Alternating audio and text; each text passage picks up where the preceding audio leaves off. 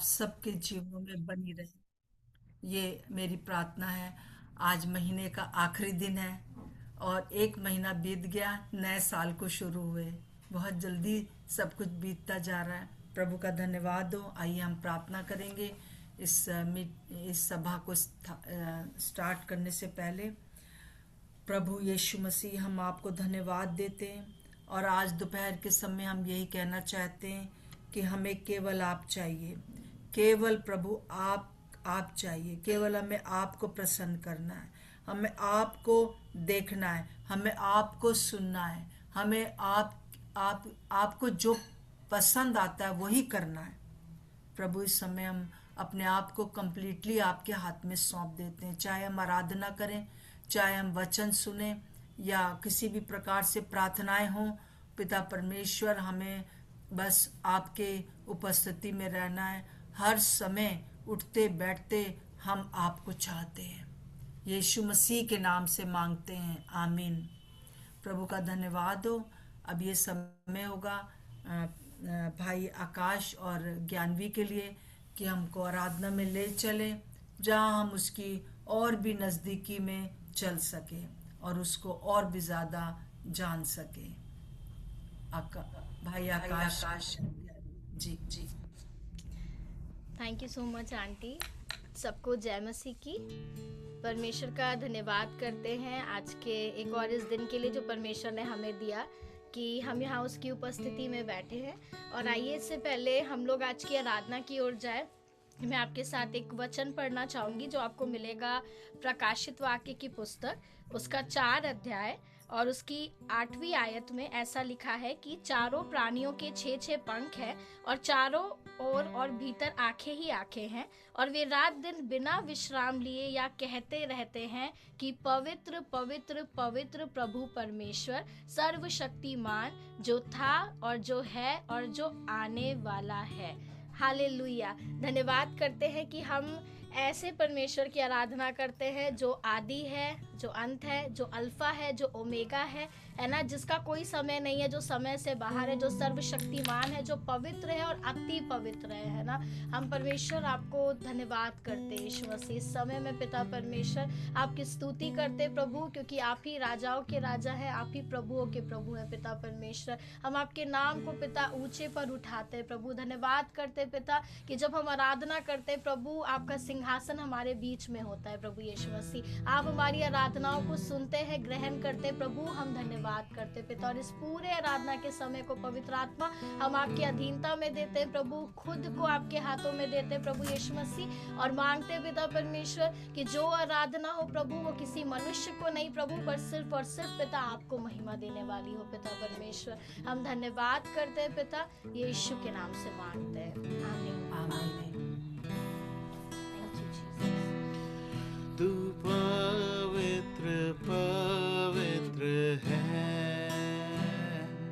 तू पवित्र पवित्र है, तू सच्चा है प्रभु, तू झूठा नहीं है, तू सच्चा है प्रभु, तू झूठा नहीं है, तू पवित्र पवित्र है, तू पवित्र पवित्र है,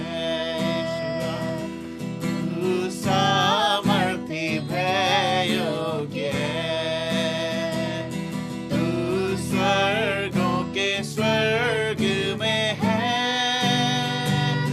तू सच्चा है प्रभु,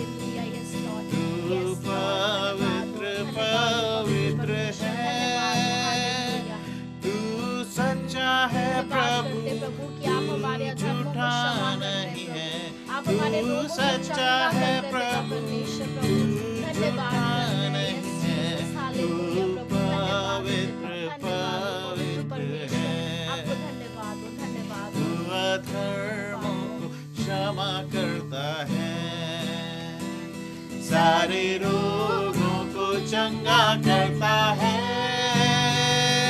तू अधर्मों को क्षमा करता है, सारे रोगों को चंगा करता है अधर्मों को, तू अधर्मों को क्षमा करता है सारे रोगों को चंगा करता है, तू सच्चा है प्रभु, तू झूठा नहीं है, तू सच्चा है प्रभु, तू झूठा नहीं है, तू पवित्र पवित्र है, तू पवित्र पवित्र है तू सच्चा है प्रभु, तू झूठा नहीं है, तू सच्चा है प्रभु, तू झूठा नहीं है, तू पवित्र पवित्र है, तू पवित्र पवित्र है, तू पवित्र पवित्र है, तू पवित्र पवित्र है, तू सच्चा है प्रभु, तू झूठा नहीं है, तू सच्चा है प्रभु, स्तुति करते पिता आराधना करते हाँ मेरे प्रभु यीशु मसीह पिता आप पवित्र पवित्र पवित्र अति पवित्र परमेश्वर है। हम देखते हैं प्रकाशित वाक्य में जब यूहन्ना दर्शन देख रहा था तो वो एक बहुत बड़ी भीड़ को देखता है जो एक ही स्वर में एक ही गाना गा रही थी और परमेश्वर की स्तुति कर रही थी। और आज जब हम स्वर्ग में नहीं हम जो पृथ्वी पर है तो हम भी वही काम कर रहे हैं। हम एक मन होकर अपने परमेश्वर की जो इस योग है कि उसकी महिमा की जाए उसकी स्तुति कर रहे हैं उसकी आराधना कर रहे हैं। हाँ मेरे परमेश्वर प्रभु हम धन्यवाद करते हैं प्रभु धन्यवाद करते हैं प्रभु। और इस समय में पिता हमारी यही प्रार्थना है प्रभु कि आप हमारी आत्मिक आंखों को खोले पिता परमेश्वर हमारी आंखों को खोले प्रभु कि हम आपको देखने पाए पिता परमेश्वर हम आपकी महिमा को देखने पाए पिता परमेश्वर। जैसे मूसा ने आपकी महिमा को देखा प्रभु वैसे हम भी आपकी उस ग्लोरी को देखने पाए प्रभु। हम यही मांगते हैं पिता क्योंकि हम आपको देखना चाहते हैं पिता। हालेलुया हाँ मेरे प्रभु धन्यवाद हो धन्यवाद हो। Open the eyes of my heart, Lord. Open the eyes of my heart. I want to see you. I want to see you. Open the eyes of my heart, Lord. Open the eyes of my heart. I want to see you. Yes, I want to see you. To see you high and lifted up, shining in the light of your glory. Pour out your power and love. Sing holy, holy, holy. Bring you high and lifted up,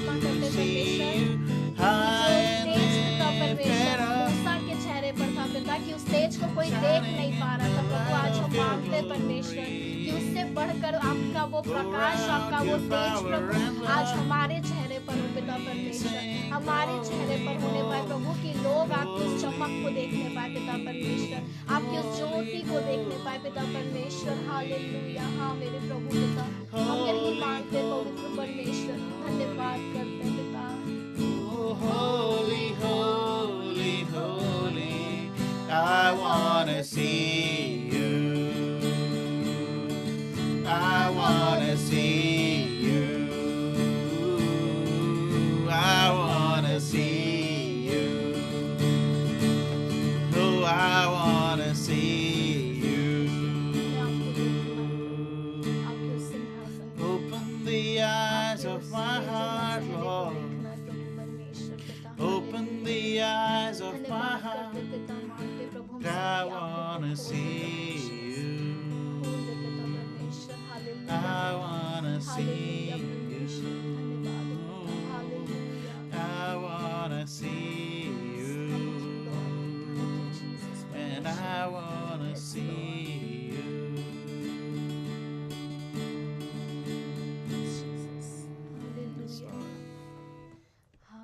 Thank you, Lord. धन्यवाद हो पिता, धन्यवाद हो पिता परमेश्वर, महिमा करते प्रभु। Hallelujah. स्तुति करते परमेश्वर, स्तुति करते पिता परमेश्वर, आपके नाम को पिता ऊंचा उठाते प्रभु, ऊंचा उठाते हैं। धन्यवाद करते हैं। Thank you Jesus, thank you Jesus. आइए चुप ना रहिए, अपने मुंह को खोलकर उस सर्वशक्तिमान परमेश्वर की स्तुति करिए, आराधना करिए, उसे बोलिए, क्योंकि उसका वचन कहता है मांगो तो तुम्हें दिया जाएगा। उससे मांगे कि हाँ मेरे परमेश्वर, आज हम आपको देखना चाहते हैं परमेश्वर, आपकी उपस्थिति से, आपके उस अभिषेक से हम भरना चाहते हैं। उसे मांगे, वो आपके लिए क्यों नहीं करेगा, वो बैठा है आपके लिए करने को, वो चाह रहा है कि आप उससे मांगे। हाँ मेरे परमेश्वर पिता, हम यही मांगते प्रभु, हमें भरते प्रभु उस आत्मा के अभिषेक से और ज्यादा भरते प्रभु, जितना हम भरे उतना काफी नहीं है पिता परमेश्वर, हम आज और ज्यादा भरना चाहते हैं, आपकी प्रेजेंस से और ज्यादा भरना चाहते हैं पिता। हालेलुया प्रभु पिता, धन्यवाद हो पिता, धन्यवाद हो। सारे जहां में तुझसा कोई नहीं, तुझको छोड़ कोई प्रभु है ही नहीं। घुटने में टेकूं बस तेरे सामने, तू है मेरा प्रभु, तू मेरा पिता। हालेलुया, हालेलुया, इसमें कलात्मा के तौर पर मत गाइए, प्रार्थना बनाने के संसार में उसके समान कोई नहीं, इसीलिए हम उसके आगे अपने घुटनों को टेकते हैं। Hallelujah, hallelujah, hallelujah, hallelujah, hallelujah, hallelujah, hallelujah. सारे जहां में तुझसा कोई नहीं, तुझको छोड़ कोई प्रभु है ही नहीं। घुटने में टेकूं बस तेरे सामने, है मेरा प्रभु, तू मेरा पिता। Hallelujah, hallelujah, hallelujah, hallelujah, hallelujah, hallelujah. तेरी स्तुति और आराधना करता हूँ मैं तुझसे प्रार्थना। महिमा से तेरी तू सदा को भर, जो भी तू चाहे तू यहाँ पे कर। हालेलुया, हालेलुया, हालेलुया,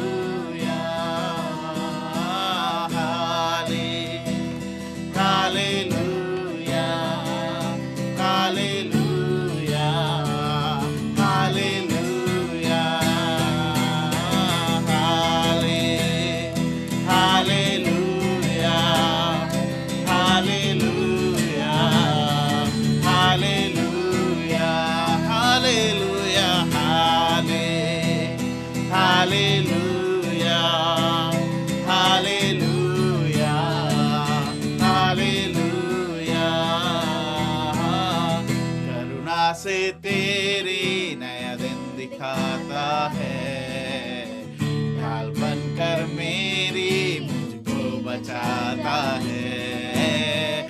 जब मैं पुकारूं तू दौड़ आए लॉर्ड, जब मैं गिरूं मुझको उठाता है। Hallelujah, hallelujah, hallelujah, hallelujah, hallelujah,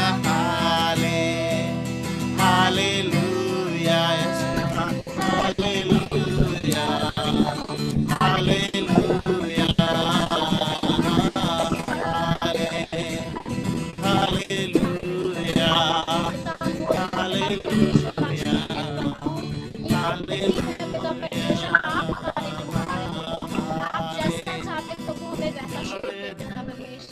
हमारे जीवन में हम नहीं चाहते पिता कि हमारी हम चाहते प्रभु कि आपकी मर्जी पूरी हो, क्योंकि हम जानते प्रभु यीशु मसीह कि जो आपकी प्लानिंग है हमें लेकर प्रभु, वो हमारी योजना से कहीं बेहतर है, कहीं उत्तम है पिता परमेश्वर। और जो आप करेंगे प्रभु वो हर तरीके से हमारी बेहतरी को लेकर आएगा प्रभु। आज पिता हम आपके हाथों में खुद को सरेंडर कर देते हैं पिता परमेश्वर, सरेंडर करते हैं पिता पूरे तौर से प्रभु।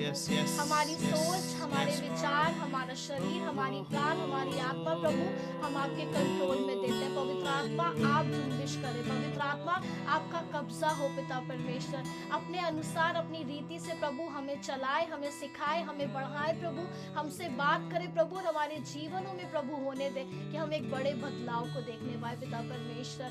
हर वो पिता परमेश्वर चीजें जो हमारे जीवन में रुकी हैं प्रभु, हम प्रार्थना करते हैं कि हम एक बड़े ब्रेक थ्रू को देखने पाए यीशु के नाम से, यीशु के नाम से पिता परमेश्वर प्रभु। क्योंकि हम जानते हैं परमेश्वर प्रभु कि जब आप हमारी नाव में हैं पिता, तो हमारी कश्ती किसी रीति से डूब नहीं सकती पिता परमेश्वर।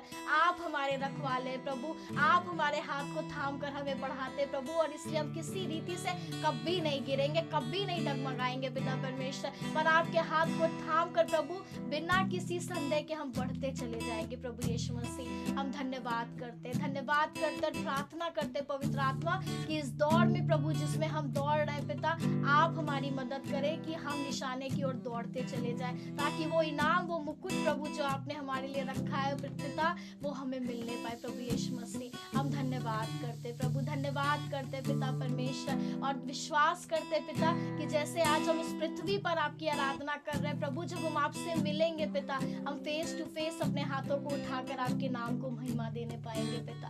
धन्यवाद करते यीशु मसीह, सारी बातों में आपके नाम को महिमा देते हैं पिता। इस पूरे आगे के समय को पवित्र आत्मा हम आपके हाथों में देते प्रभु, आप लीड करें पिता परमेश्वर, आप इस मीटिंग को चलाए पिता परमेश्वर। धन्यवाद करते हैं आपकी सच्ची प्रेजेंस के लिए, धन्यवाद करते हैं हमारी आराधनाओं को ग्रहण करने के लिए पिता। हम वचन को भैया को आपके हाथों में देते हैं, आप उनके द्वारा हमसे बात करें और हमारे हृदय को एक अच्छी भूमि के समान आप तैयार करें पिता, कि जब वो वचन का बीज बोया जाए प्रभु तो हम 100 गुना फल लेकर आए यीशु के नाम से। धन्यवाद करते हैं यीशु मसीह के नाम से मांगते हैं, आमीन आमीन आमीन। Thank you Jesus. Over to you aunty.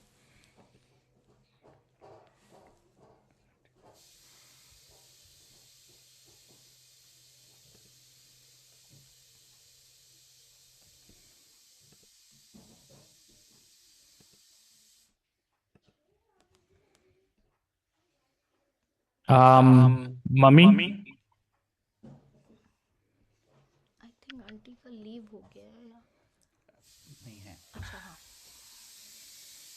है क्या? जी भैया, आंटी हैं, आंटी हैं। नहीं, मुझे लगता है वो दूसरा वाला आपका है।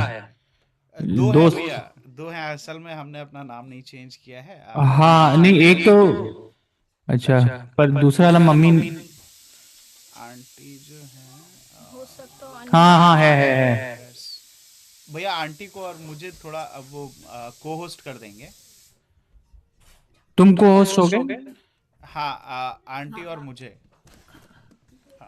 नहीं नहीं, आप तो होंगे को होस्ट। नहीं मेरी भैया, आवाज आ रही है? हाँ आ रही जी है। Aunty, yes. वो कुछ यहाँ से वो दोनों चीज मेरा बंद हो गया था, तो हाँ, बट आंटी अभी अभी अभी ये सही आ रही है आपकी आवाज। ठीक है, ठीक है। जी जी जी। असल में बीच में लिख के आ रहा है, you can not start your video because it is अच्छा होस्ट नहीं। अच्छा, कोई भैया बात आप नहीं। को होस्ट आप कर भैया दीजिए, आप अलाउ कर होस्ट हैं दीजिए आई आप। गेस इस समय। अच्छा, हाँ तो प्रभु का धन्यवाद हो। थैंक यू आकाश और जूही, आप लोगों ने जिस प्रकार से बहुत अच्छे से हम लोगों को लीड किया आराधना में। और अब ये समय होगा कि पास्टर अर्पण आप इस वचन को दें। और मैं ये कहना चाह रही थी कि जो 3 दिन पीछे मीटिंग हुई है शाम को 9:30 से, अगर किसी के पास कोई भी गवाही है तो कृपया आप हमको भेज सकते हैं। और मैं विश्वास कर रही हूँ कि इन 3 दिनों में बहुत काम हुआ है। कुछ कुछ लोगों ने मुझे बताया है, परंतु अधिकतर लोगों ने नहीं बताया।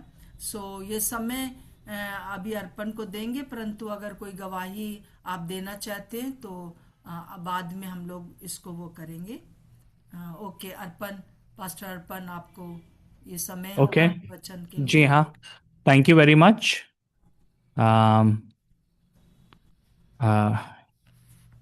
एक सेकेंड इसका वो 1 मिनट मम्मी आप अपना म्यूट करेंगे जरा हाँ, मैं म्यूट कर रही हूँ। हाँ ठीक है हाँ यस कोई जन असल में मैंने ही कुछ जो है सेटिंग में थोड़ा वो किया था तो भैया इट इज ऑल वेल, मैंने देख लिया थोड़ा। देख लिया ना हाँ हाँ, ठीक इट है इज ऑल ठीक है well okay now. Okay okay okay okay yes um, कोई जन है जो कि कुछ आप शेयर करना चाहते हैं अपनी कोई टेस्टमनी आप देना चाहते हो कुछ उस प्रकार से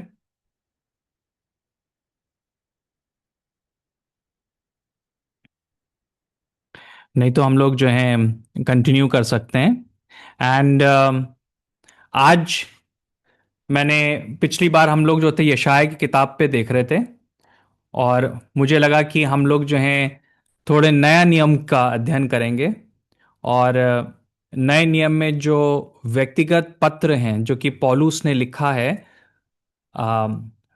तिमुथी को उसके ऊपर थोड़ा अध्ययन करेंगे एंड उसमें बहुत गहराई है बहुत कुछ हम सीख सकते हैं तो मैं ये टाइम लूँगा कि अपना स्क्रीन शेयर करने के लिए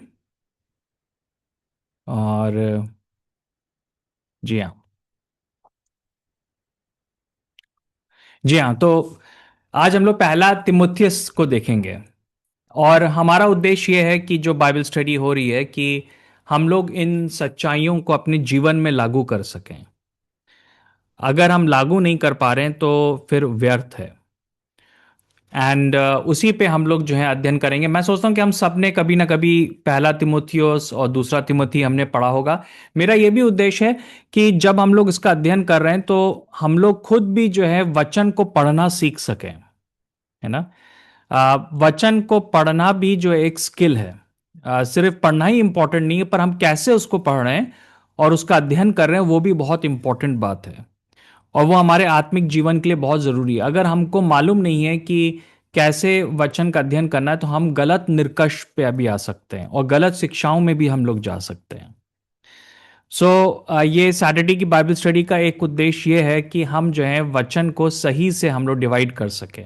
ओके सो हम लोग जब कोई भी पत्र लेते हैं पौलुस का और जो कि हम यहाँ पर भी देखते हैं या कोई और चेले लिखते हैं तो सबसे पहला जो सवाल है जो कि हमेशा हमें पूछने की ज़रूरत है कि पौलुस जो है वो पत्र लिख क्यों रहा है ना मैं सोचता हूँ कि हर एक बाइबल की किताब के लिए बहुत ज़रूरी इंपॉर्टेंट बात है क्यों है ना क्यों ये लिखा गया उत्पत्ति जो है क्यों लिखी गई मती जो है वो क्यों लिखा गया पहला तिमोथियो क्यों लिखा गया सो हमें ये बात मालूम है कि ये पत्र पौलुस ने लिखा और उसने तिमोथी को लिखा जो उसका चेला था तो हम लोग के पास कुछ सवाल होने चाहिए इससे पहले कि हम लोग अध्ययन करना शुरू करें और ये सवाल जो है हर एक किताब के ऊपर हर एक पत्र के ऊपर लागू होते हैं ओके तो पहला जो सवाल यहाँ पे जैसे कि यहाँ इससे निकलता वो है कि पौलुस तिमोथी को पत्र क्यों लिख रहा है ओके क्या वो कारण थे क्या वो परिस्थितियां थी जिसकी वजह से उसने ये पत्र लिखा इवन आजकल भी यही चीज होता है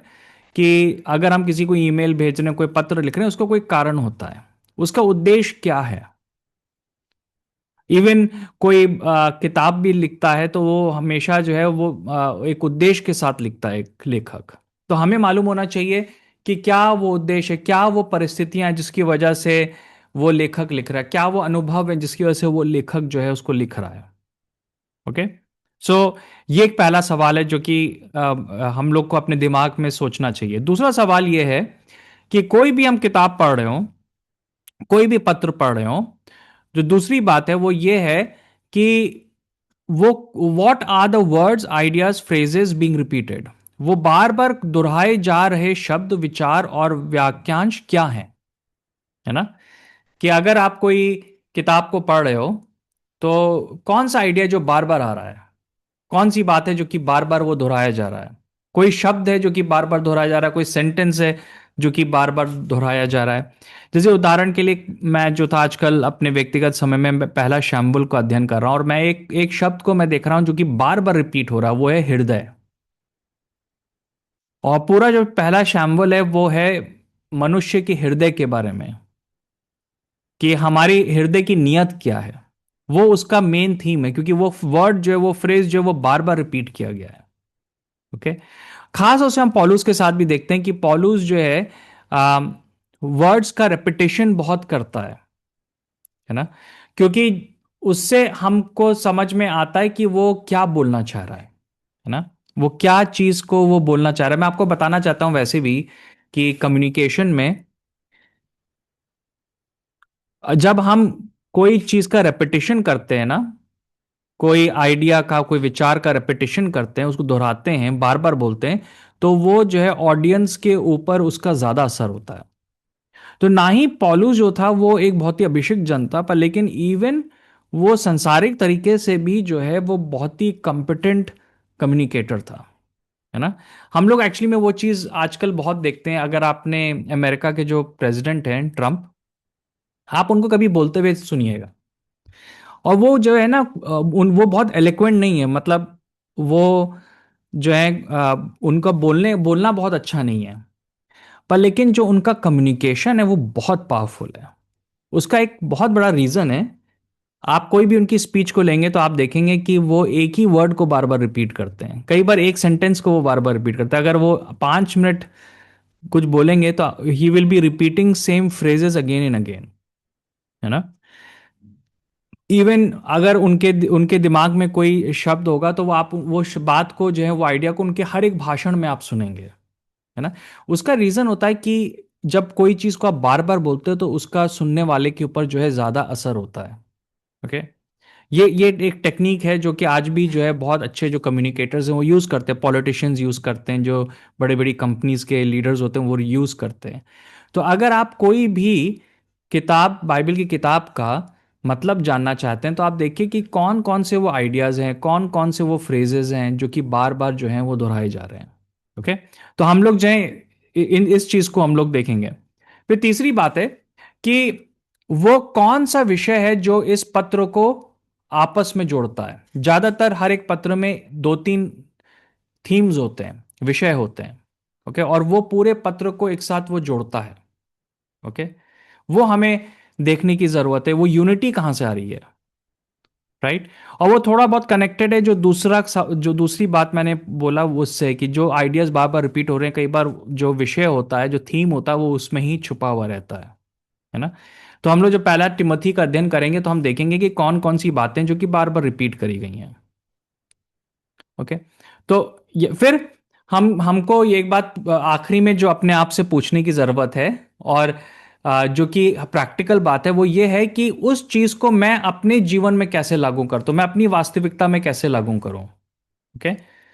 उसका एक कारण है कि जैसे हम जब पहला तिमोथी का अध्ययन कर रहे हैं तो पौलुस ने वो तिमोथी को लिखा, उसने मुझको नहीं लिखा है। तो टिमोथी की परिस्थितियां दूसरी थी, मेरी परिस्थितियां दूसरी थी, तो उस बात को मैं अपने जीवन में कैसे लागू करूं।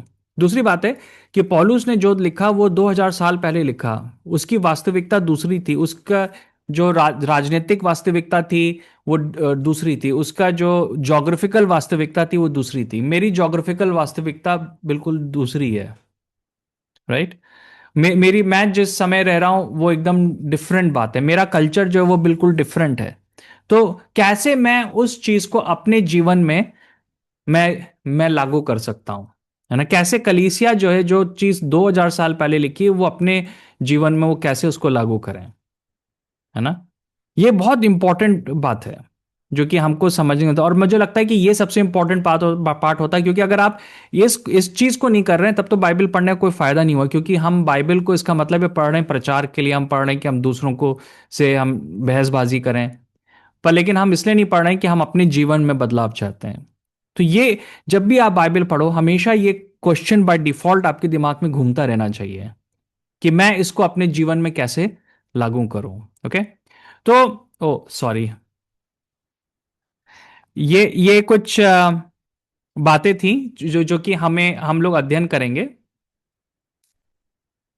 या तो जब हम ये चार बातें हम लोग अपने दिमाग में रखेंगे और इसके अनुसार हम थोड़ा बहुत जो है इसका बैकग्राउंड को खोजने की कोशिश करेंगे। ठीक है। तो पहला जब बात है कि पौलुस ने ये क्यों लिखा, उसके बहुत सारे रीजंस थे, पर लेकिन एक बात ये थी कि पौलुस के अधिकांश पत्र चर्च जाने में उसकी असमर्थता के कारण हुए थे। होता क्या था कि पौलुस कहीं गया शहर में, उसने वहां बहुत प्रचार किया, बहुत लोगों ने प्रभु ग्रहण किया, बहुत चिन्ह चमत्कार हुए, कलीसिया की उसने स्थापना करी, पर कुछ समय के बाद जो है वहां पे प्रोसिक्यूशन शुरू हुआ, वहां पे विद्रोह शुरू हुआ, और पौलुस को वहां से भागना पड़ा अपने जीवन को बचाने के लिए। अब जो है उसकी उपस्थिति में वो उस कलीसिया के लिए वो चिंता कर रहा है। तो फिर वो क्या करता था कि अपने असिस्टेंट्स को वहां भेज रहा था। वो हो सकता था टाइटस था, हो सकता था कि वो टिमोथी था, और वो उनको कह रहा था कि भाई वहां पे जाके अब तुम जो हो नेतृत्व को दिखाओ, वहां पे तुम जो भेड़ों की जो है तुम देख रेख करो। ओके। तो वो क्या कर रहा है कि वो ये चीज को ये चीज को जो है ना, उसके हर एक पत्र जो है, ज्यादातर पत्र इसी वजह से लिखे गए, क्योंकि वो अलाउड नहीं था कि वो शहर के अंदर जाए। तो अब वो कैसे करे, तो वो पत्र लिख रहा है उनको, वो पत्रों के द्वारा जो है वो कंट्रोल कर रहा है वहां पे। ओके। तो मैं आप लोगों से सवाल पूछता हूं कि इससे हम क्या सीखते हैं, आप क्या सीखते हो इस चीज के द्वारा? कि पौलुस जो था वो अपनी एब्सेंस में वो जो है टिमोथी को लेटर लिख रहा है, और वो उसको बोल रहा है कि कैसे कलीसिया की स्थापना करनी है। दूसरी बात है कि हम परमेश्वर के काम करने के ढंग के बारे में क्या सीखते हैं। क्या लगता है आपको? कोई जन आंसर देना चाहेगा इसका? Leadership skills. लीडरशिप स्किल, ठीक है। बहुत बहुत इंपॉर्टेंट बात सिस्टर ने बोला कि पॉलुस लीडर्स को रेस कर रहा था, है ना? वो जो था लीडर्स को रेस कर था, वो आगे चल के मैं थोड़ा और उसमें विस्तार से मैं बोलूंगा। तो हमें फिर सोचने की जरूरत है, अगर मैं सेवा में हूं तो क्या मैं लीडर्स को रेस कर रहा हूं? मैं टिमोथीस को रेस कर रहा हूं?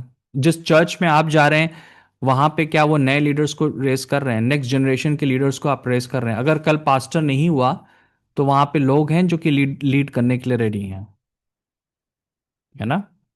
ये हमें सोचने की जरूरत है। और क्या हम सीखते हैं परमेश्वर के काम करने के ढंग के बारे में, और हम क्या बातें, इस बात से हम अपने जीवन में क्या लागू कर सकते हैं? ब्रदर, चेला बनाकर, प्रभु यीशु मसीह के चेले बनाकर उनको वो शिक्षाएं देना जो हमें मिली हैं वचन के अनुसार। बहुत बढ़िया। क्योंकि हम देख रहे हैं कि जितने भी पत्र उसने लिखे वो चेला बनाने की प्रक्रिया में थे। तो वो टिमोथी को चेला बना रहा है और टिमोथी से कह रहा है कि तुम चेलों को बनाओ। ओके। तो वो अपनी एब्सेंस को इस प्रकार से जो है भर रहा है। और कोई और चीज? स्पिरिचुअल ये भी ग्रोथ कि के लिए वो जी। स्पिरिचुअल आत्मिक उन्नति के लिए वो उत्साहित करता है। ठीक है। Okay, very good. भैया ये भी कि झूठी शिक्षा ना फैले, सही शिक्षा मिले हाँ, वो हम लोग बाद में उसमें आएंगे हम लोग।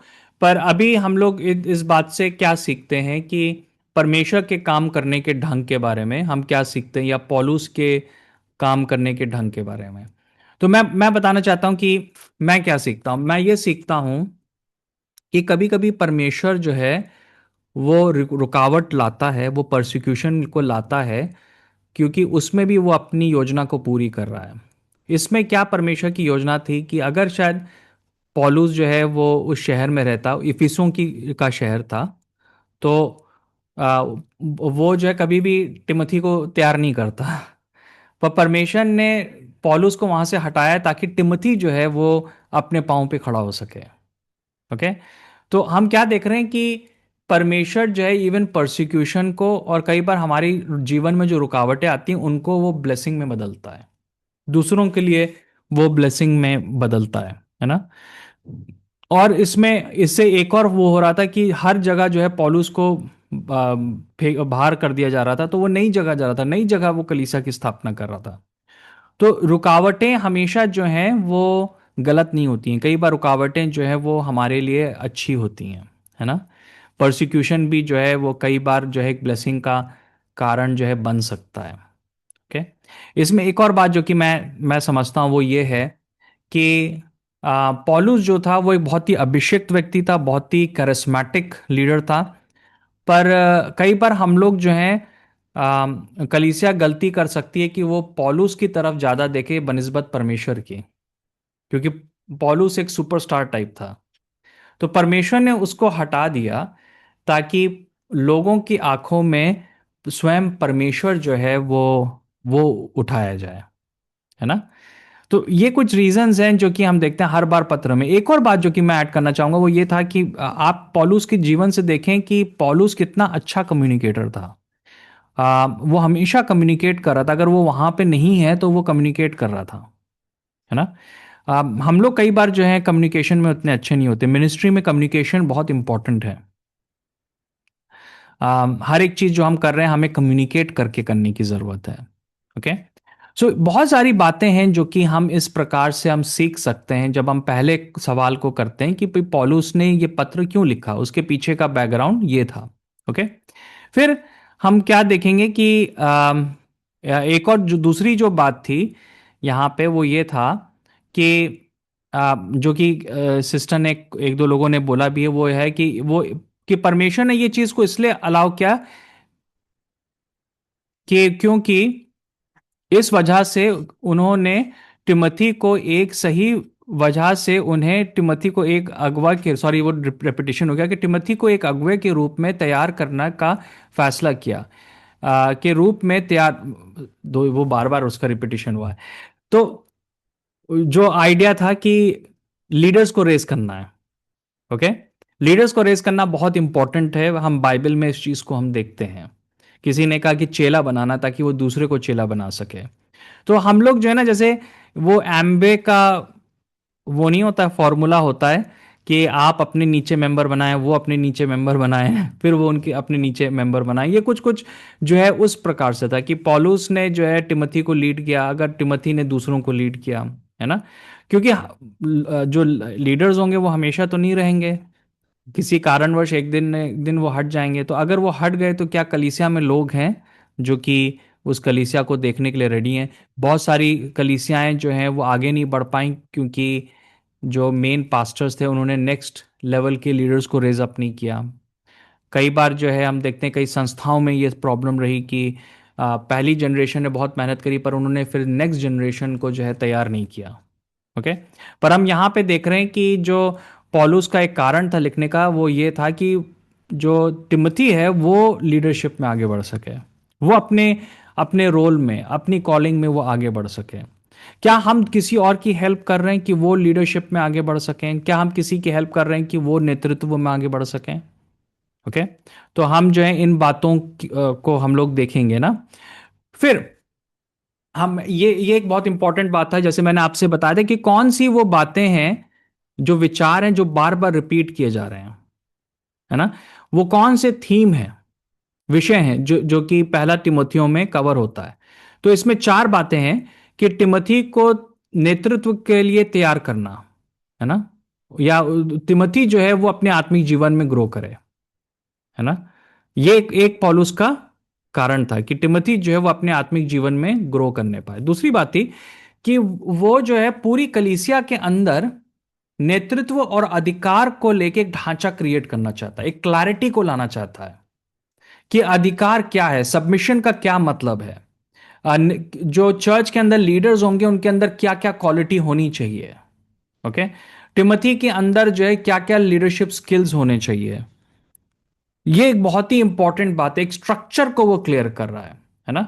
मैं आप लोगों से सवाल पूछना चाहता हूं कि ये क्यों इंपॉर्टेंट, ये सेकंड पॉइंट जो है किसी कलीसिया में क्यों इंपॉर्टेंट, जब मैं शब्द यूज कर रहा हूं स्ट्रक्चर, तो वो ढांचा क्यों चाहिए होता है एक चर्च को, एक मसीह संस्था को एक ढांचे की क्यों जरूरत है, कि एक क्लैरिटी हो कि कौन लीडर है और उसका क्या क्या उसके राइट्स हैं, क्या क्या चीज़ें वो कर सकता है, उसके अंदर क्या क्या क्वालिटी होनी चाहिए। ये एक चर्च के अंदर एक स्ट्रक्चर की क्यों आवश्यकता है, क्योंकि एक तरीके से कलीसिया जो है वो तो एक परिवार है, तो हमको स्ट्रक्चर की क्या आवश्यकता है, क्या सोचते हैं आप लोग? भैया ताकि गड़बड़ी ना हो, सब कुछ व्यवस्थित रूप से चल सके। बहुत बढ़िया, एक बहुत बड़ी चीज़ है कि गड़बड़ी ना हो, क्योंकि पवित्र आत्मा जो है वो गड़बड़ी का आत्मा नहीं है, राइट। तो वो एक बहुत इंपॉर्टेंट बात है। दूसरी बात कोई जन बताएगा, कोई कोई जन कंफ्यूजन ना हो आपस में। जी हाँ, वही कोई कंफ्यूजन ना हो। तो भैया चर्च के जो कलीसिया होगी बाकी विश्वासी लीडर को ही देख करके सीखते हैं, अगर वही उसी में कुछ गड़बड़ी होगी तो वैसे कलीसिया के लोग भी चलेंगे। बहुत बहुत इंपॉर्टेंट बात, एक रोल मॉडल, अगर लीडर गड़बड़ होगा तो कलीसिया गलत डायरेक्शन में जाएगी। यीशु मसीह ने कहा कि एक अंधा व्यक्ति जो है दूसरे अंधों को लीड नहीं कर सकता है। ओके, ये एक बहुत वैसी बात है। हम कई बार देखते हैं इस बात को कि आप कहीं पर भी जो है ना, किसी चर्च में आप जाओगे, आप देखोगे कि जो क्वालिटी उनके लीडर में होती है वही क्वालिटी उनके चर्च के मेंबर्स में होती है, और कई बार जो कमजोरी उस लीडर के अंदर होती है वो चर्च के मेंबर में भी होती है। ओके, तो एक बहुत इंपॉर्टेंट बात है। फिर साथ में मैं सोचता हूं कि ये इसलिए भी इंपॉर्टेंट है क्योंकि परमेश्वर जो क्लैरिटी को चाहता है ना, हम एक क्लैरिटी होनी चाहिए कि कौन पास्टर है, क्लैरिटी होनी चाहिए कि अगर किसी के पास कोई प्रॉब्लम है तो वो किसके पास उसको जाना है, वो सब चीज़ें बहुत इंपॉर्टेंट है। तीसरा जो इंपॉर्टेंट बात थी, जो कि हम देखते हैं कि पौलुस के पत्रों में बहुत बार रिपीट हुआ है, वो है कि झूठी शिक्षाओं से सुरक्षा। उस समय जो झूठी शिक्षाएं थीं उनसे कैसे जो है उनको काउंटर करना है, तो वो टिमोथी को इसका इंपॉर्टेंस बता रहा है कि झूठी जो शिक्षाएं हैं वो क्यों, उनसे हमको जो है कन्फ्रंट करना है। मैं आपको एक बात बताना चाहता हूं कि नए नियम के लिटरली हर एक जो किताब है नए नियम की, और पौलुस की या पतरस की हर एक पत्र जो है वो लिखा गया किसी ना किसी झूठी शिक्षा को काउंटर करने के लिए। ओके, और मुझको लगता है कि नए नियम में ये चेलों का सबसे इंपॉर्टेंट काम था, चिन्ह चमत्कार से भी ज्यादा, कोई और चीज से ज्यादा सबसे इंपॉर्टेंट काम था कि कलीसिया को जो झूठी शिक्षाओं से और झूठे भविष्यद्वक्ताओं से बचाना, झूठे शिक्षकों से बचाना, है ना। ये जो है ना, इसका आजकल हम लोग इंपॉर्टेंस को समझते नहीं है, हम लोगों ने इस बात को बहुत लाइटली लिया है, पर मैं आपको बताना चाहता हूं कि ये एक बहुत ही इंपॉर्टेंट बात है। मैं कई सालों से, मैं जो था कई बार अपनी बाइबल स्टडीज़ में मैं वॉर्न कर रहा था कि जो हम पंजाब में देख रहे हैं, हम जरूर देख रहे हैं कि बहुत सारे लोगों ने प्रभु को ग्रहण किया और बड़े बड़े क्रूसेड्स हो रहे हैं, बड़े बड़े चर्चेज हो रहे हैं। मैंने कई बार इस बारे में वॉर्न किया कि आगे चल के जो है बहुत गलत शिक्षाएं ऐसे माहौल में आएंगी जहाँ पे इन्वायरमेंट जो है वो बहुत हाइपर है और सही से शिक्षा नहीं दी जा रही है। अभी पिछले 2-3 महीने से मेरे पास जो है कई फोन कॉल्स आए पंजाब से, और मैं अमेज था क्योंकि वो एक दूसरे को जानते भी नहीं थे, पर हर एक जन ने मुझको एक बात जो बोली वो ये थी कि पंजाब में अब जो है झूठी शिक्षाएं बहुत आ रही हैं, इवन बहुत सारे कल्ट्स आ चुके हैं, इवन जो विदेशी कई कई कल्ट्स हैं, कोरियन चाइनीज कल्ट्स हैं, वो आ चुके हैं, जहोवा विटनेस वाले आ चुके हैं, और लोगों की जो शिक्षाएं हैं वो बहुत ही गलत हो गई। इवन कई लोगों ने मुझको फ़ोन करके, क्योंकि वो आजकल यूट्यूब पे सुनते हैं, तो वो मुझसे थोड़ा सा आर्ग्यूमेंट करना चाह रहे थे, और उनकी जो टीचिंग्स थी वो बहुत ही मैं कहूँगा कि कई बार गलत थी। वो उन बातों को लेके वो मुझसे आर्ग्यू करना चाह रहे थे। मैं इस चीज़ के बारे में कई समय से मैं इस बारे में वार्न मैं कर रहा था, और अब हम उसको देख रहे हैं, उसके नेगेटिव असर को। कि जब हम लोग इस बात को इग्नोर कर रहे हैं, जो परमेश्वर के वचन की सेवा है और झूठी शिक्षाओं को काउंटर करने की जो सेवा है, जब हम उस पे हम जो है फोकस नहीं कर रहे हैं, तो उसका क्या जो है नेगेटिव असर होगा। और मैं एक बात मैं आपको बताना चाह रहा हूं, अगर जो है इस समय परमेश्वर पंजाब में हस्तक्षेप ना करे और सही शिक्षक नहीं खड़े हुए, सही लीडर्स नहीं खड़े हुए, है ना, तो पंजाब की जो क्रिश्चियनिटी का जो इफेक्ट होगा वो असल में बहुत ही नेगेटिव होगा, है ना, बहुत ज़्यादा नेगेटिव होगा। उल्टा मैं ये कहूँगा कि जैसे यीशु मसीह ने कहा ना कि उसने फरीसियों को वार्न किया कि तुम गए, तुमने जो है बहुत सारे कन्वर्ट्स बनाए, एंड देन यू तुमने उनको नरक के 2 टाइम जो है ज़्यादा वर्दी कर दिया। उस प्रकार के टाइम पे हम लोग जा रहे हैं। मैं एक्चुअली मैं बहुत ज़्यादा मैं आजकल पंजाब के बारे में सोच रहा हूँ मेरे मन में, मतलब हम कैसे उनको रीच आउट कर सकते हैं वहाँ पे, और कैसे हम सही शिक्षाओं को हम ला सकते हैं। पर लेकिन ऑलरेडी वहाँ पे बहुत सारे कल्ट्स आ चुके हैं, है ना। ये चीज़ को मैं कई समय से फील करता है, एंड नाउ इट्स हैपनिंग। और जब लोग मुझे फ़ोन कर रहे हैं, वो बता रहे हैं कि ये कल्ट आ गया, वो कल्ट, और लिटरली हर एक दूसरा दूसरा जन अब जो है किसी ना किसी कल्ट में फंसा हुआ है, उसको कई बार मालूम भी नहीं है, पर वो फंसे हुए हैं। ओके। और हम देखते हैं जब वचन को हम पढ़ रहे हैं, तो चेलों की जो मेन मिनिस्ट्री थी वो थी झूठी शिक्षाओं को काउंटर करना, झूठे शिक्षकों को काउंटर करना। हमने इसको बहुत ही हल्के रूप से हमने ले लिया है। ओके।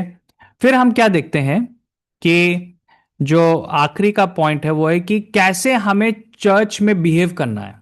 एक मसीह जन का समाज में और कलीसिया के अंदर क्या व्यवहार होना चाहिए, है ना। एक औरत को कैसे व्यवहार करना है, एक आदमी को कैसे व्यवहार करना है, बच्चों को कैसे व्यवहार करना है, चर्च के अंदर भी और चर्च के बाहर भी।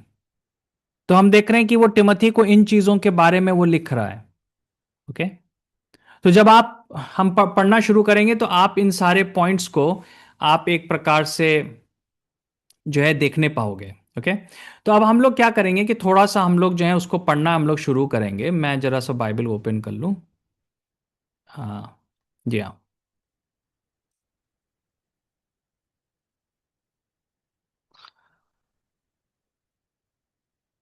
जी हाँ।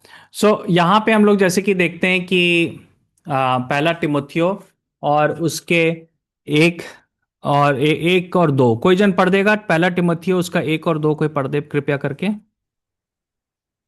पौलुस की ओर से, जो हमारे उद्धारकर्ता परमेश्वर और हमारी आशा के आधार मसीह यीशु की आज्ञा से मसीह यीशु का प्रेरित है, तिमुथियस के नाम, जो विश्वास में मेरा सच्चा पुत्र है, पिता परमेश्वर और हमारे प्रभु मसीह यीशु की ओर से तुझे अनुग्रह और दया और शांति मिलती रहे। जी हाँ। सो यहाँ पे जब हम लोग देख रहे हैं, तो मैंने कुछ क्वेश्चन मैंने बता पूछा था ना कि क्यों लिखा। तो उसमें एक जो पॉइंट मैंने बताया था वो था कि पॉलुस ने लिखा ताकि वो लीडरशिप और अथॉरिटी को वो एक्सप्लेन कर सके, कि नेतृत्व और अधिकार को वो एक्सप्लेन कर सके। क्या आप उसको यहाँ पर देख सकते हैं पहली 2 वर्सेस में, अधिकार और नेतृत्व को वो एक्सप्लेन कर रहा है। किसी तरीके से आप उसकी झलक देख सकते हैं यहाँ पे।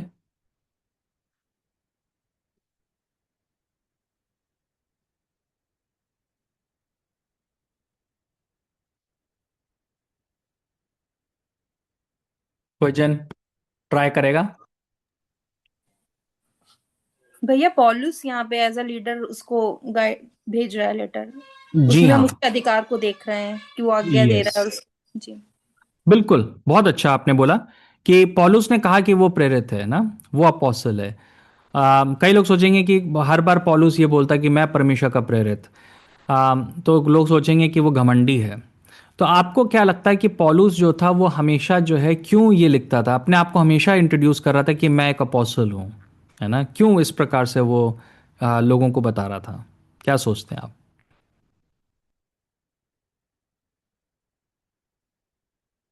भैया परमेश्वर ने उसको अधिकार दिया था। ओके। यस। है ना? भैया वो खुद एक लीडर थे और दूसरों को लीडर बनाना चाहते, इसलिए वो खुद प्रेरित कहते थे अपने आप को। ठीक है, यस, ये भी एक भैया बात है। मुझे लगता है कि बाकी के लोग सिर्फ वही उन्हीं 12 को ही प्रेरित मानते थे जो यीशु मसीह के साथ रहते थे, इसलिए वो हर बार बताता था शायद। ठीक है, बिल्कुल हो सकता है। आप सबने सही बात बोली। इसके साथ एक और मैं बात को ऐड करूंगा कि वो इसलिए भी था क्योंकि जैसे मैंने बताया कि आम, उस समय बहुत सारे झूठे शिक्षक थे, तो पौलुस क्लैरिटी को ला रहा है कि कि वो लीडर है ना?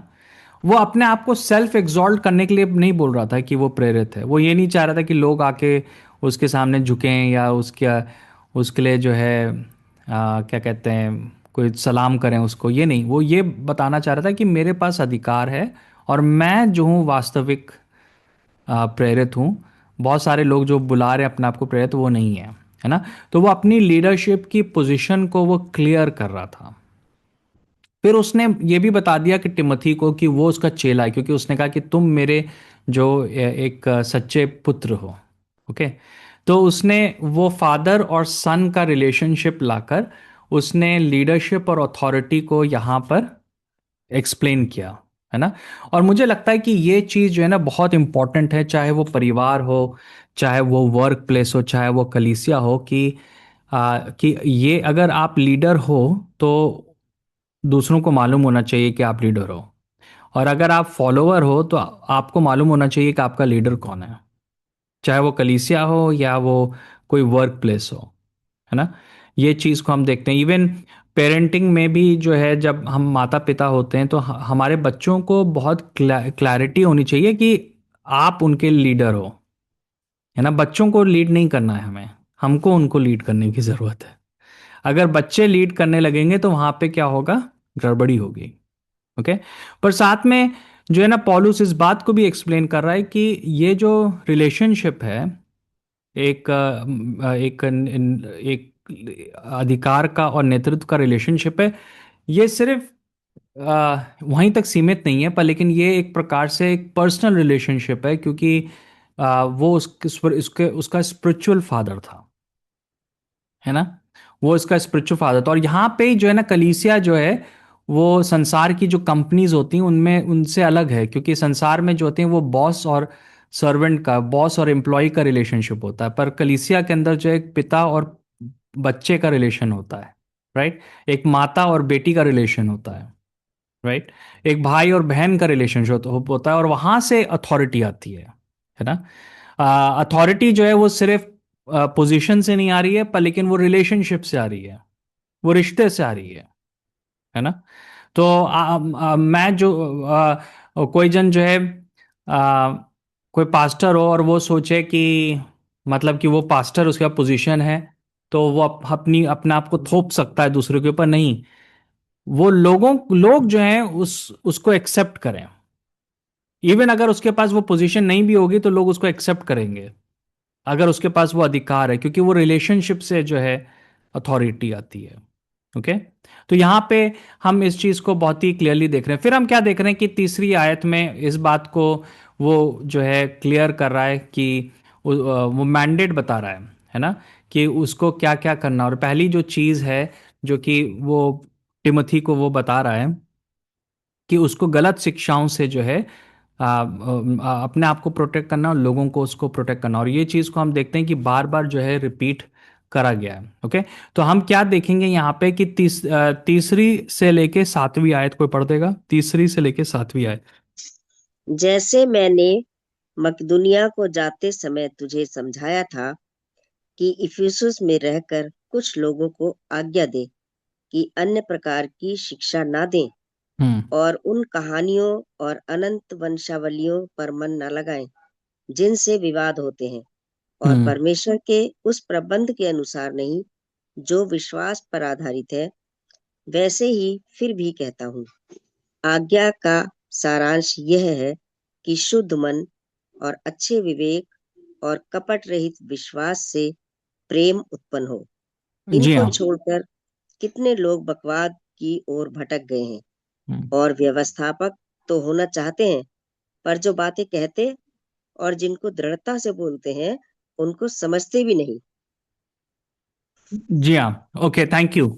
यहाँ पे वो बता रहा है कि जो झूठी शिक्षाएं होती हैं, और कई बार झूठी शिक्षाएं जो है ना हमेशा झूठी नहीं होती हैं। वो कई बार जो है हो सकता है कि उनमें उनमें जो है वो बाहर से सच्ची दिख रही हो पर वो अंदर से खोखली होती हैं, है ना। जैसे ये लिखा है काल्पनिक कहानियां और वंशावली, है ना। तो ऐसी चीजें जो कि लड़ाई झगड़े को उत्पन्न करती हैं, जो कि अंदर से जो है खोखली होती हैं, है ना। तो मैं आपसे पूछना चाहता हूं कि आजकल कौन कौन से ऐसी चीजें हो रही हैं जिसकी वजह से बहुत लड़ाई झगड़ा हो रहा है कलीसिया के अंदर। कौन कौन सी ऐसी डॉक्ट्रिन्स हैं, शिक्षाएं हैं जिनकी वजह से कई बार जो है बहुत लड़ाई झगड़ा होता है। क्या सोचते हैं आप? ऐसी कोई बातें हैं? Pastor, speaking in tongues. हाँ, है ना। स्पीकिंग इन टंग्स को लेके बहुत लड़ाई झगड़ा हो रहा है ना। और हम देख रहे हैं कि लोग जो है एक एक दूसरे के ऊपर जो है आरोप लगा रहे हैं, ये कर रहे हैं। अब स्पीकिंग इन टंग्स जो है वो अच्छी चीज़ है, पर मुझे ये लगता है कि उसकी वजह से जो लड़ाई झगड़ा है वो खोखला, उससे किसी को हेल्प नहीं होने जा रही है ना। इवन यूट्यूब पे हम देख रहे हैं कि डिबेट हो रहे हैं, ये सब चीज़ें हो रही हैं, पर लेकिन उसका कोई फायदा नहीं है, राइट। तो हमें क्या करना है, इन चीज़ों से हमको क्या करने की ज़रूरत है, दूर रहने की ज़रूरत है, जो कि कलीसिया में फालतू के लिए लड़ाई झगड़े को वो उत्पन्न कर रही हैं, है ना। वो जो डॉक्ट्रिनल बातें हैं वो चीज़ें जो हैं कई बार डेंजरस हो सकती हैं, और हमको अपने आप को जो है ना केयरफुल रहने की ज़रूरत है, रखने की ज़रूरत है।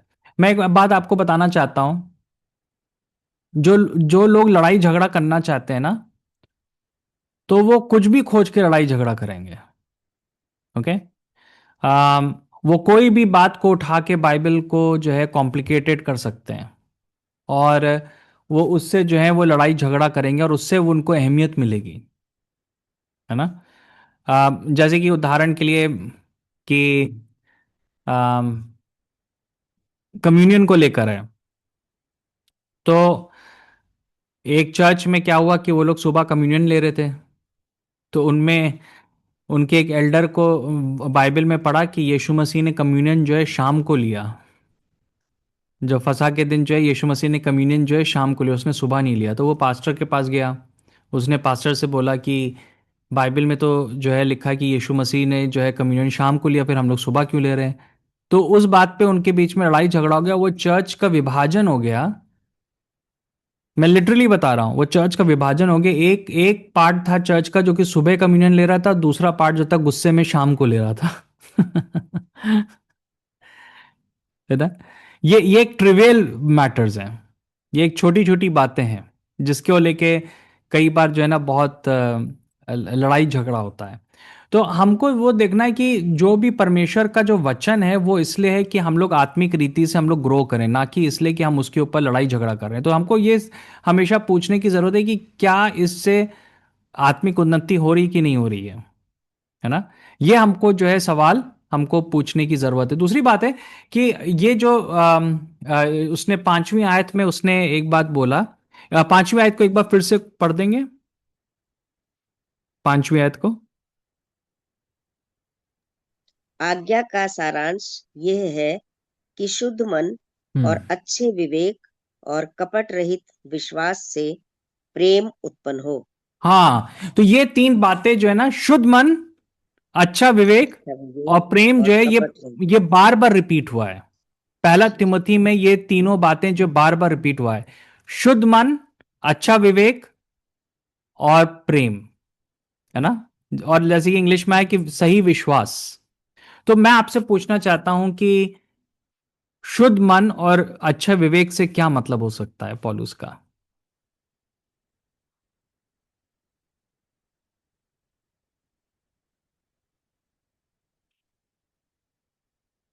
आप क्या सोचते हैं उसका क्या मतलब हो सकता है, शुद्ध मन और अच्छा विवेक?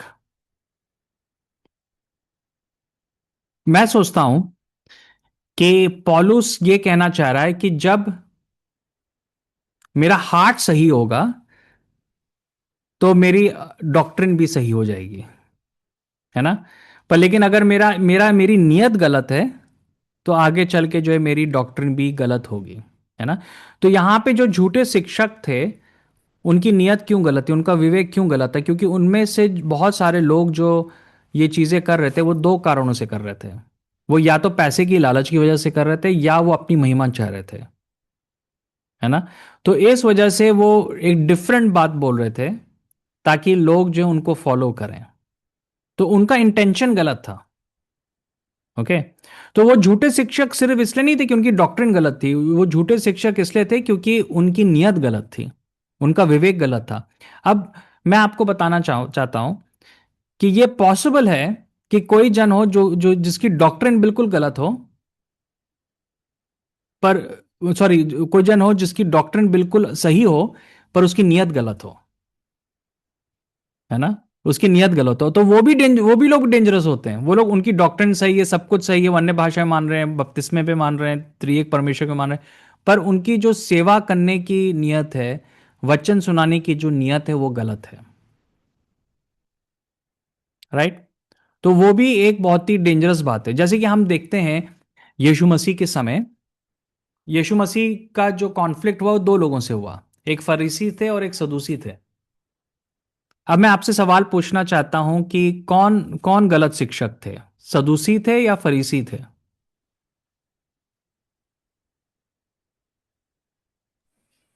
सदूसी भैया थे, क्योंकि वो मरकर जी उठने की सामर्थ्य पे विश्वास नहीं करते थे। जी हाँ, बिल्कुल, आपने एकदम सही बात बोली बोथ कि बोथ असल में, जी कोई और?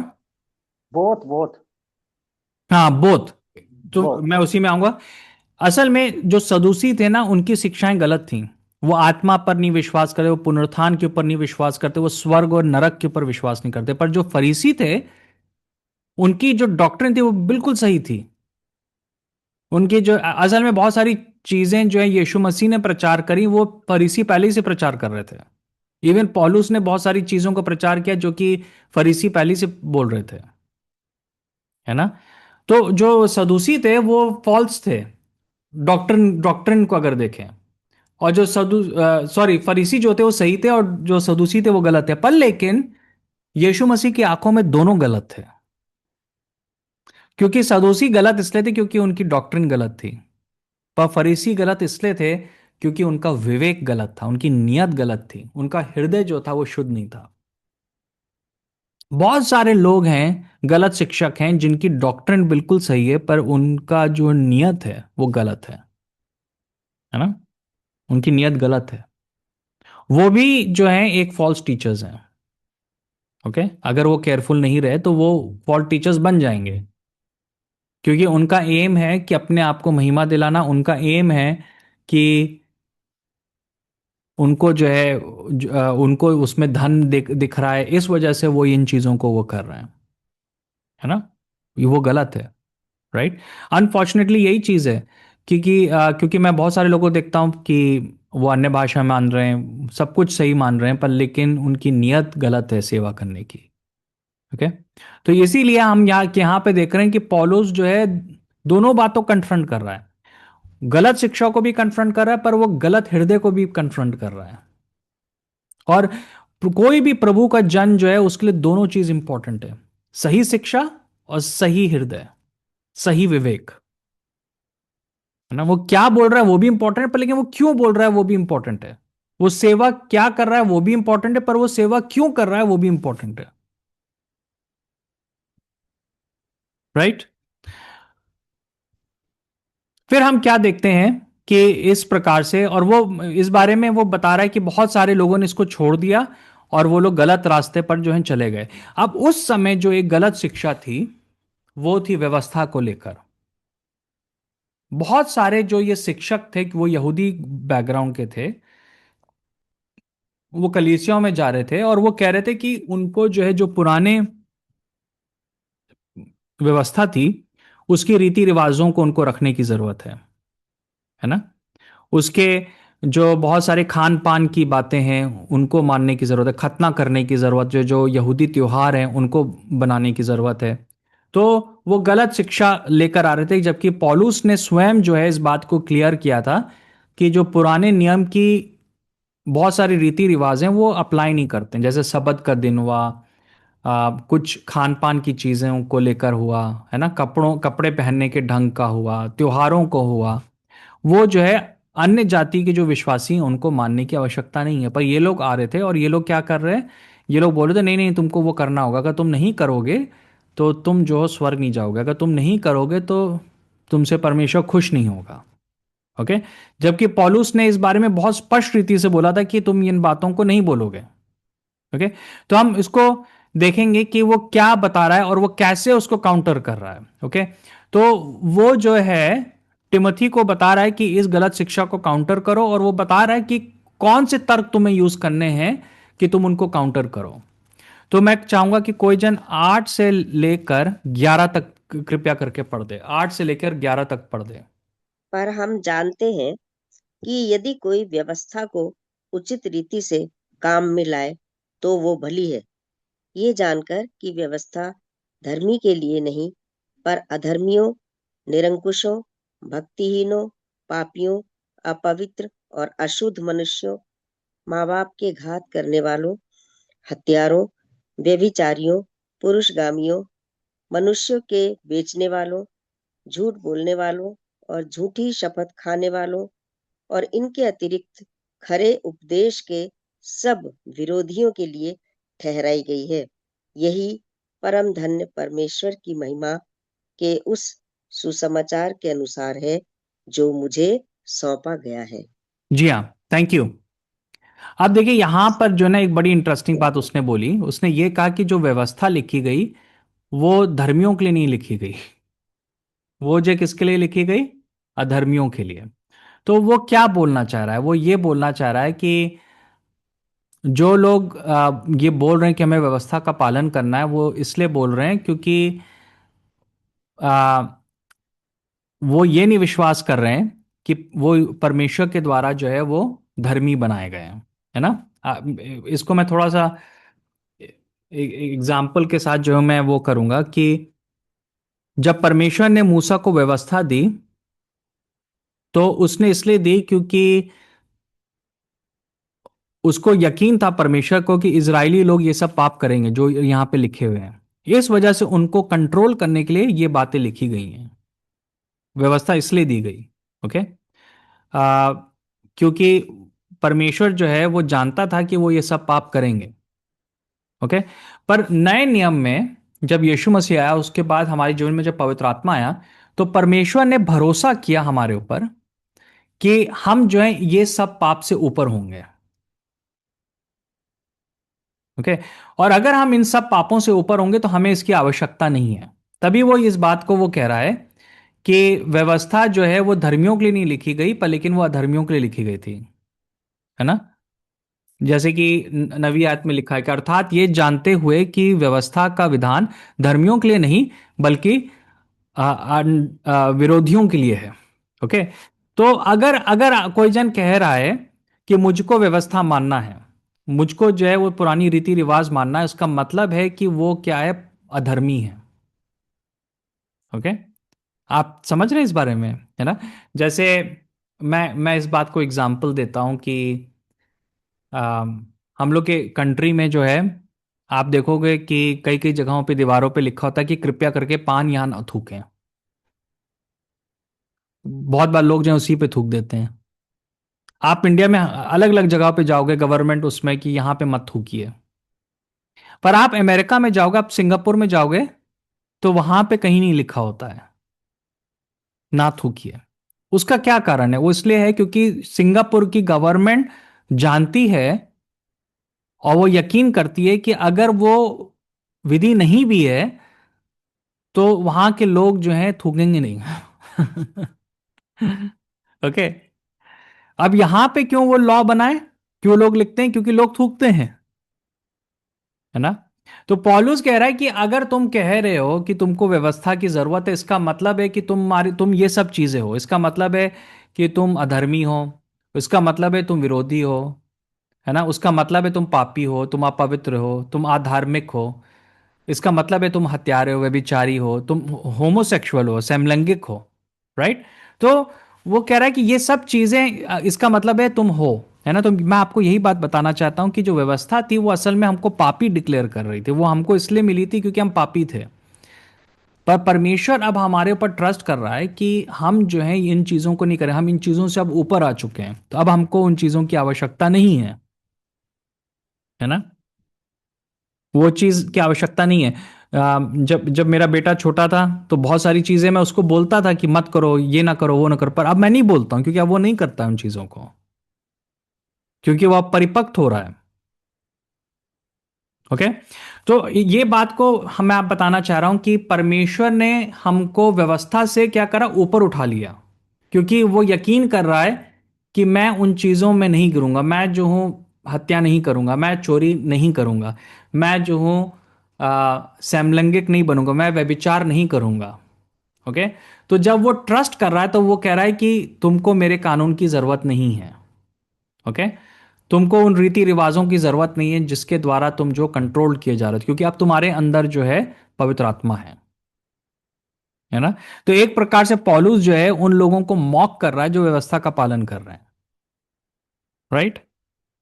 तो अगर इजरायली लोग धर्मी होते तो उनको कभी व्यवस्था नहीं मिलती। अगर इजरायली लोग धर्मी होते तो परमेश्वर उनको कभी नहीं बोलता ये त्योहार बनाओ, वो त्योहार बनाओ, क्योंकि वो उसके ऊपर होते, है ना। उसमें परिपक्व हो गए वो लोग। राइट। इस वजह से ये चीज जो है बहुत इंपॉर्टेंट। तो अगर जैसे बहुत सारे हमारे जो 7 डे एडवेंटिस्ट वाले लोग हैं, वो लोग कहते हैं कि सैटरडे को सबत का दिन बनाना चाहिए। वो ये भी मानते हैं कि सबत का दिन अगर कोई नहीं रख रहा है तो वो नरक जाएगा।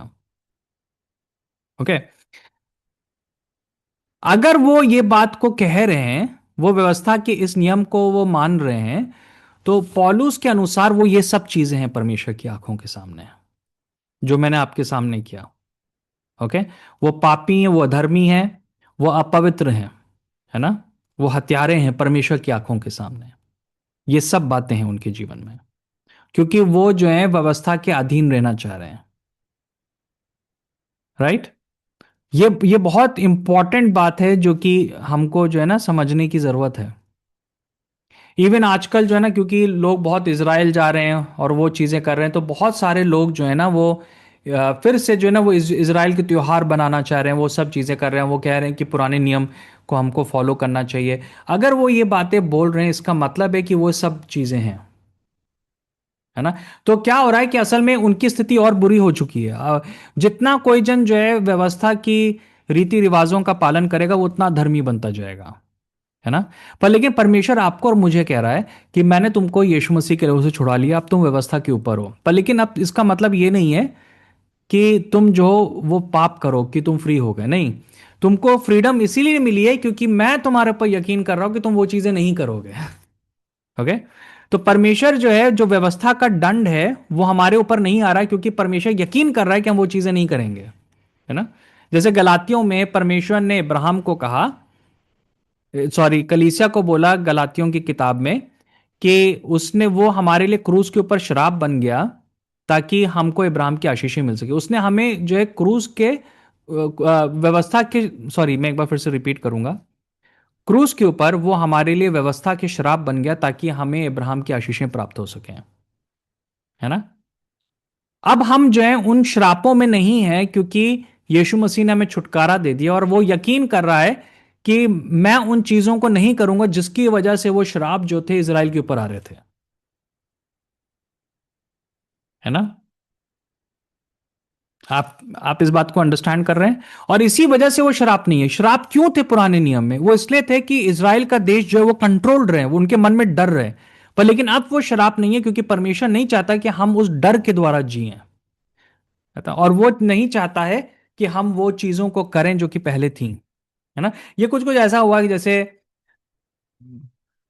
हस्बैंड वाइफ है, फिर से ये एग्जांपल मैं कई बार देता हूं। अब कानून है कि अगर कोई जन जो है व्यभिचार करेगा तो उसको जेल में डाल दिया जाए, मान लिया जाए। तो हस्बैंड डरा हुआ है कि अगर मैंने व्यभिचार किया तो मैं व्यभिचार किया तो मैं जेल चला जाऊंगा। तो वो अपनी पत्नी के प्रति विश्वास योग्य रहने की कोशिश कर रहा है, क्योंकि उसके मन में डर है, इसलिए नहीं कि वो अपनी पत्नी से प्यार करता है। ओके।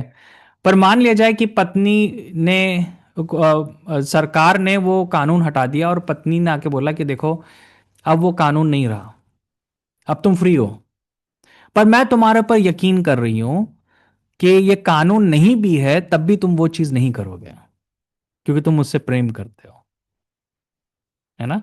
तो अब क्या, पति जो है ना, अगर वो रियली में प्रेम करेगा तो वो कहेगा कि चाहे कानून हो या ना हो, मैं तुम्हारे खिलाफ जो हूं ये पाप नहीं करूंगा। ओके। पर लेकिन अगर वो गलत है तो वो कहेगा कि अरे वाह, अब तो मैं फ्री हूं, अब मैं कहीं किसी के पास भी जा सकता हूं। ये फर्क है पुरानी नियम में और नए नियम में। पुराने नियम में उसके कॉन्सिक्वेंसेस थे, पर नए नियम में जो है परमेश्वर कह रहा है कि वो मैंने श्राप हटा दिए हैं, पर लेकिन मैं यकीन कर रहा हूं कि तुम वो चीजें नहीं करोगे, है ना। ये पौलुस कहना चाह रहा है। तो वो कह रहा है उन लोगों को जो कि व्यवस्था को ला रहे हैं कि तुम जो कलीसिया को डी प्रमोट कर रहे हो, तुम और पीछे उनको लेके जा रहे हो, है ना। ओके। और तुम ये सब चीजें हो क्योंकि बाइबल के अनुसार, व्यवस्था के अनुसार, अगर कोई जन एक आज्ञा का पालन करे तो उसने सब आज्ञाओं का पालन नहीं किया। तो व्यवस्था के अनुसार अगर कोई जन झूठ बोले तो उसका मतलब है कि वो हत्यारा भी है, वो व्यभिचारी भी है, वो समलैंगिक भी है, वो अधर्मी भी है, वो पापी भी है, उस सिर्फ झूठ बोलने के लिए, क्योंकि सारे पाप जो हैं वो बराबर हैं। ओके। तो व्यवस्था क्या कर रही है, वो डिक्लेयर कर रही है कि तुम पापी हो। ओके। अब वो जो है ना अपनी अपनी टेस्टमनी दे रहा है। अब इसके आगे वो टेस्टमनी दे रहा है, और अभी जो आपने पढ़ा आप उससे कनेक्टेड नीचे का, उससे कनेक्टेड आप नीचे सोचिएगा। हमेशा याद रखिए जब बाइबल को आप पढ़ रहे हो तो आप उसको उसके संदर्भ में आप पढ़ रहे हो, है ना। तो मैं चाहता हूं कि कोई जन जो है 12 से लेके 17 तक, 16 तक पढ़ दे। 12 से लेके 16 तक कृपया करके पढ़ दे। 12 से लेके 16 तक। मैं अपने प्रभु मसीह यीशु का, जिसने मुझे सामर्थ्य दी है, धन्यवाद करता हूँ कि उसने मुझे विश्वास योग्य समझकर अपनी सेवा के लिए ठहराया। मैं तो पहले निंदा करने वाला और सताने वाला और अंधेर करने वाला था, तो भी मुझ पर दया हुई, क्योंकि मैंने अविश्वास की दशा में बिन समझे बूझे ये काम किए थे। और हमारे प्रभु का अनुग्रह उस विश्वास और प्रेम के साथ जो मसीह यीशु में है बहुतायत से हुआ। ये बात सच और हर प्रकार से मानने के योग्य है कि मसीह यीशु पापियों का उद्धार करने के लिए जगत में आया, जिनमें सबसे बड़ा मैं हूँ। पर मुझ पर इसलिए दया हुई कि मुझ सबसे बड़े पापी में यीशु मसीह अपनी पूरी सहनशीलता दिखाए, कि जो लोग उस पर अनंत जीवन के लिए विश्वास करेंगे उनके लिए मैं एक आदर्श बनूं। अब सनातन राजा अर्थात अविनाशी, अनदेखे, एकमात्र परमेश्वर का आदर और महिमा युगानुयुग होती रहे। आमीन। आमेन। Thank you. अब यहां पर देखिए वो क्या बोलना चाह रहा है। वो कह रहा है कि मैं तो सबसे बड़ा पापी था ना। वो अपने अपने पापों को वो गिन रहा है ना। वो बता रहा है कि वो जो था अंधेर करने वाला था, वो उसने परमेश्वर के लोगों को परेशान किया, उसने जो है परमेश्वर के नाम को तुच्छ समझा। तो मैं आपसे पूछना चाहता हूं कि पौलुस यहां पर क्यों लिख रहा है ये बात, 12-13 में क्यों लिख रहा है इस बात को। वो क्या बताना चाह रहा है जो हमने अभी 11वीं और 10वीं आयत में पढ़ा, उससे ये बात कैसे कनेक्टेड है। वो ये कहना चाह रहा है कि मतलब वो प्रभु के अनुग्रह पर विश्वास कर रहा है, मतलब प्रभु के अनुग्रह पे विश्वास कर रहा है, ना कि अपने कामों के ऊपर, क्योंकि उसके काम जैसा वो बता रहा है कि बहुत ही खराब थे, जी पर हाँ, प्रभु ने अनुग्रह किया। एग्जैक्टली। बहुत अच्छा सिस्टर, आपने बिल्कुल सही बात बोली।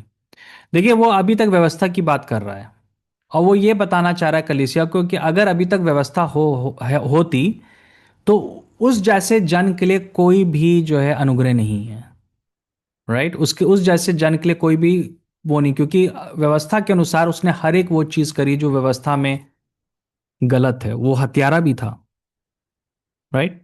तो अगर व्यवस्था के अनुसार चलना होगा तो पौलुस खुद जो है उसके लिए कोई आशा नहीं है, क्योंकि उसको तो पत्थर से मार देना चाहिए था।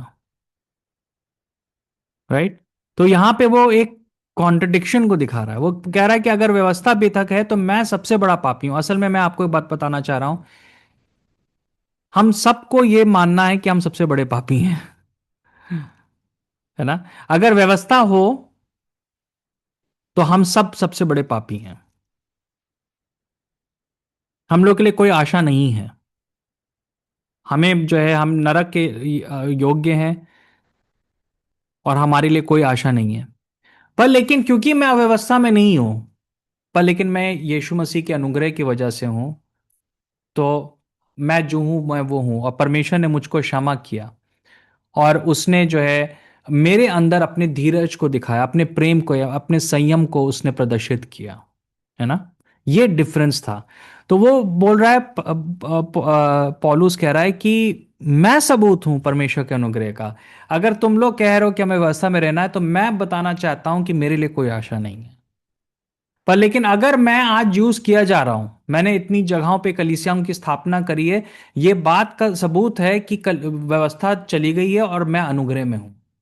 तो पौलुस का स्वयं जो जीवन है वो इस बात का सबूत था कि व्यवस्था के अधीन नहीं है वो, क्योंकि व्यवस्था के अधीन होता तो उसके लिए कोई आशा नहीं है। राइट। और यही चीज जो है आज परमेश्वर आपसे और मुझसे चाहता है कि हम जो है उस अनुग्रह को वैल्यू करना सीख सकें, क्योंकि अगर हम अनुग्रह में ना होते, हम जो है व्यवस्था के अधीन होते, तो मैं आपको बताना चाहता हूं कि हम लोग हत्यारे थे, हम लोग व्यभिचारी थे, हम लोग समलैंगिक थे, हम लोग झूठे थे, हम लोग चोर थे, हम ये सब चीजें थे। राइट। आपको आपको ध्यान होगा ना, वो कुछ समय पहले दिल्ली में एक केस हुआ था, निर्भया वाला, जहां पे एक बहन के साथ बलात्कार हुआ था शाम के समय।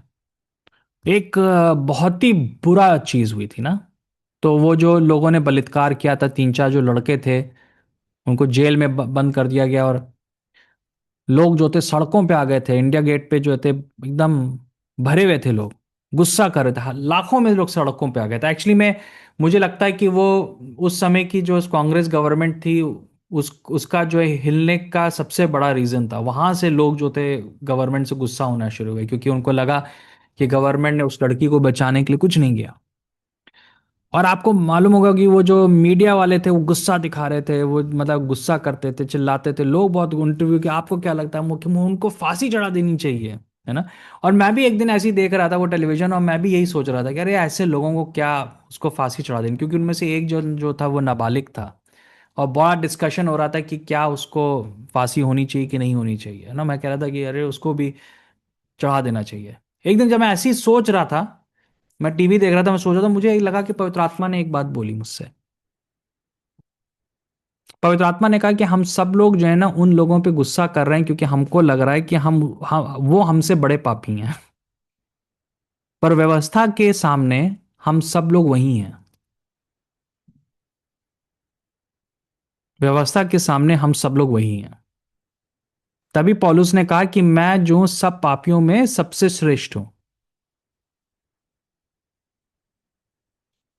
राइट। ये है अनुग्रह की कीमत, ये है अनुग्रह की वैल्यू, है ना। पर आज जो है हम परमेश्वर के सामने अनुग्रह की वजह से धर्मी हैं हम लोग। तो पौलुस जो था वो धर्मी बन गया, वो पहले हत्यारा था पर अब वो परमेश्वर के सामने धर्मी था। व्यवस्था में ऐसा कुछ नहीं था जो कि ये पलट सकता था, इस चीज को वो पलट सकता था, पर परमेश्वर ने जो है उस चीज को पलट दिया।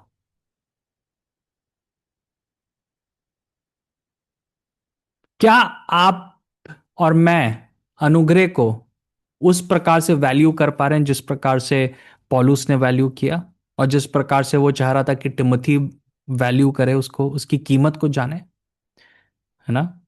कि हम यीशु मसीह के लहू की वजह से हम कितने आशीषित हैं, उसकी कुर्बानी की वजह से हम कितने आशीषित हैं, जो उसने क्रूस के ऊपर किया उसकी वजह से हम कितने आशीषित हैं। आज शायद परमेश्वर हमसे यही चाहता है। आइए हम लोग अपनी आंखों को बंद करेंगे।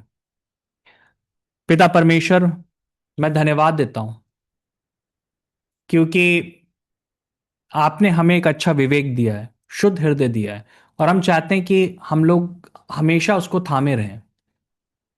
और हम धन्यवाद देते हैं पिता कि आपने हमें व्यवस्था के अधीन नहीं रखा, पर लेकिन आपने अपना अनुग्रह हमको दिखाया। कि अब हम जो है पापी नहीं है, पर लेकिन अब हम धर्मी हैं आपकी आंखों में। अगर आपका अनुग्रह नहीं होता तो हमारे लिए कोई भी आशा नहीं थी संसार में। हम कहते हैं कि हम जो है पापियों में सर्वश्रेष्ठ हैं, और इसी वजह से आपका अनुग्रह हमारे ऊपर सबसे ज्यादा हुआ। मुझे बचाने के लिए आपका सबसे ज्यादा अनुग्रह की आवश्यकता थी, इसलिए नहीं कि मैं दूसरों से ज्यादा अच्छा था, पर इसलिए क्योंकि मैं जो था पापियों में श्रेष्ठ था। मैं आज की इस टाइम के लिए आपको धन्यवाद देता हूं। यीशु के नाम से मांगते हैं, आमीन। मैं इसी टॉपिक पे जो हूँ नेक्स्ट वीक जो हूँ कंटिन्यू करूँगा। जय मसीह की।